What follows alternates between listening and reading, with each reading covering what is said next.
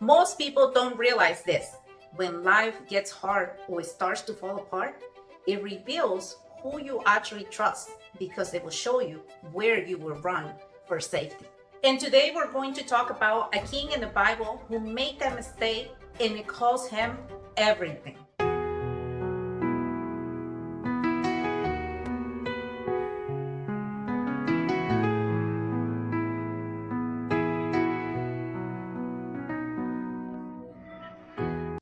Welcome back to another episode.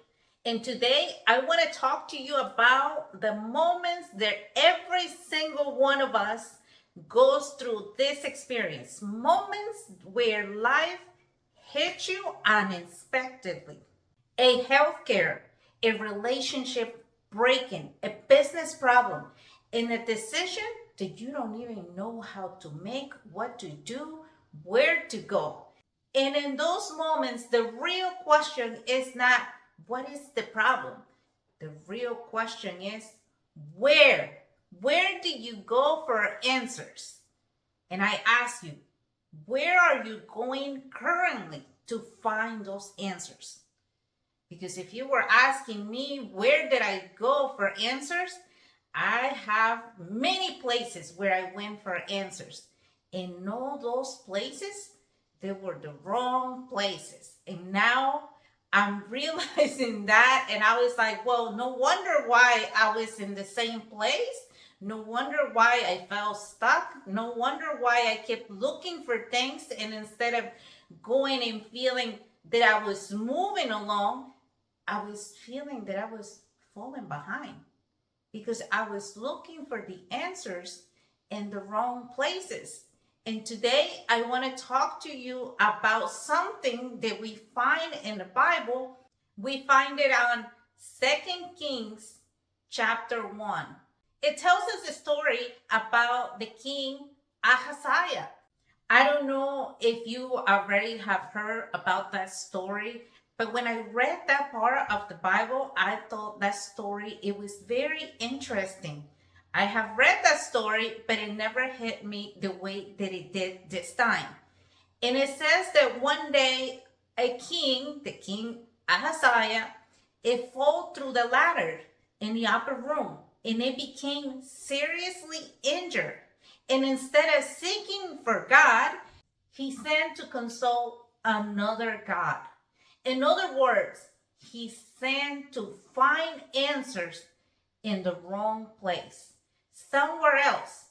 And God sent Elijah, the prophet, to intercept the messengers and ask a very powerful question to those messengers. He asked them, are you guys going somewhere else because it's no God in Israel that you guys are going to consult Baal-zebub? That question echoed through history and now is teaching me, and I wanted to share that teaching with you because many times we are in that place. Because today we might not consult Baal-zebub and we might not send messengers, but we're still looking for answers in the wrong places. We're still doing the same thing that King Ahaziah it was doing. And many times we read the Bible and we say, well, that happened in the past. That is not happening now. That is not me. Or even we criticize the characters that they're in the Bible because we believe that if we would have been in their place, we would have done so much better. But if we look at our life, we're actually doing the same thing. We're going through the same things that happened in the past, and we're making sometimes the similar mistakes because we're looking for answers in the places that is not the answer, because the answer, God is showing us through this story where it was the answer. So today I want to share with you the modern application of this story. In modern time, when we feel desperate for direction, we often run to trends, to social media opinions, to validation, to strangers, to people who are confused just like we are. And we're just like the king. Sometimes we look everywhere except for where actually is the truth. And the truth is in our spirit, is in the relationship with God, is in the stillness, is in the pause, in the reflect. In desperation, instead of looking for the right answers in the right places, we look for the quick answers. They will make us feel good. The answers that will make us not feel the pain, that it will not make us feel uncomfortable. And that's why we turn onto social media, onto scrolling, onto hours and hours of looking at other people's opinion of life, of more knowledge coming in, but no action going out. Because for us, it's better not to feel the pain than to feel the pain, because we believe if we're in pain, then we have to seek somewhere else for us to not feel it anymore, instead of turning into that pain and see what is actually teaching us, what is actually bringing to surface for that to be healed. Elijah appears in the story as someone who knows where to run for the answer. He doesn't panic. He doesn't negotiate. He speaks clearly. Because when he told the messengers, is no God in Israel? Why are you guys going somewhere else? When the soldiers came to arrest him, something extraordinary happened. The first captain commands Elijah to come down, and Elijah answers with authority, and fire comes from heaven. The second captain does the same thing, but the third captain approaches differently. He kneels. He shows humility. And by showing humility, this time Elijah goes with him. He obeyed what the captain said because he was not commanding him. He was being humble. The difference, it wasn't Elijah. The difference, it was the way it was showing. The heart, it was really present there. The humility. The posture that soldier was showing to Elijah. The third captain is showing us something very powerful. The authority, it does not respond to arrogance. It responds to humility. And this applies in life in general. Many times we approach God, life, relationships, and even business with demand instead of humility. But wisdom is open when pride is soft. Many times when we're in the position of leadership, especially in business, we have employees. Sometimes we want them to do what we want them to do by commanding them instead of by asking them in humility.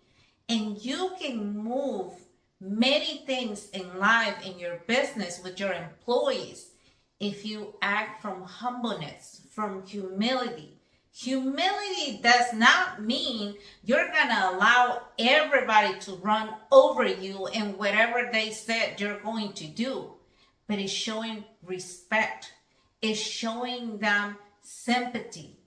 In that humility, it will make them do more than when you start to command and harassing them to do something just because you are the business owner, or just because you're the wife, or just because you're the husband, or just because you are the parent. It's different when you put yourself in a situation of the other person and you ask them to do something, not because you're commanding, but because there is something that it needs to be done, but it comes from humbleness of the heart. I have learned that the most successful people are not the ones who knows everything. They're the ones who can say, I can keep learning. I don't know it all. Show me how it's done. I want to learn from you. They're not the ones that they say, well, you don't have what I want, so I can't learn from you. Who do you think you are to teach me? And I have learned this through life, that even your children can be your mentors. Anybody who can show you and willing to teach you things that you don't know how to handle or you have never experienced in life, those people are your teachers. But you can only learn if you're humble enough to say, I can learn from this person. For me, in many, many occasions, my children taught me something different, something that I did not know how to do it or how to use it. For example, my daughter, when TikTok came out, she's the one that taught me how to do that, how to make the videos, how to post them, how to use the app. And now that's the one app that I use for all my videos. But who taught me that? My daughter. And at the beginning, I was like, I don't know. I don't know how to use it. I don't think I should have that. But I had to realize that maybe she can teach me something different, something new, something that it can become useful for me. But we need to be humble enough to say, I'm willing to learn. I'm willing to allow somebody to come into my life, or somebody who is already in my life, to show me another way that maybe I have not discovered yet. In this story, Elijah eventually delivers the message to the king. And he says something very sad, but at the same time, very powerful. He says, because you choose to go and seek for another God instead of the living God, you will not recover from what happened to you. And this part of the story is very striking, especially for us, that when we look for things in the wrong places, sometimes we cannot recover for whatever we're suffering. Many times we're looking for somebody to see us on social media by posting videos and say, maybe if I post this and people say, you're so great at what you do, then I feel happy. But when somebody criticizes that same video, then you will feel down, and that can destroy you. If you put yourself into the wrong places, you might go into deep darkness, chaos, things that where you might not recover. You might stay there and be in more and more and more pain. And when you finally feel that you want to get out, maybe it's too late, because you spend too much time seeking in the wrong places for the answer that only God has for you. This story reminds us of something very important. That the direction you seek is what it will shape the outcome that you receive. So you have to look at your life now and say, this outcome that I have, where did it came from? Why do I have this outcome? I invite you to reflect on this. Why your life is the way it is now. And I also want to give you another question. When you're lost, when you feel desperate, when you feel that you need answers, where do you go? Who do you ask? Where is the place that you send your messengers? Because the voices that we listen to, it will determine the path that we will walk, and it will determine the fruits that we will get. And one more thing, sometimes the breakthrough is not about getting more answers. Sometimes it's about getting right back to the right source. Yellow diamonds in the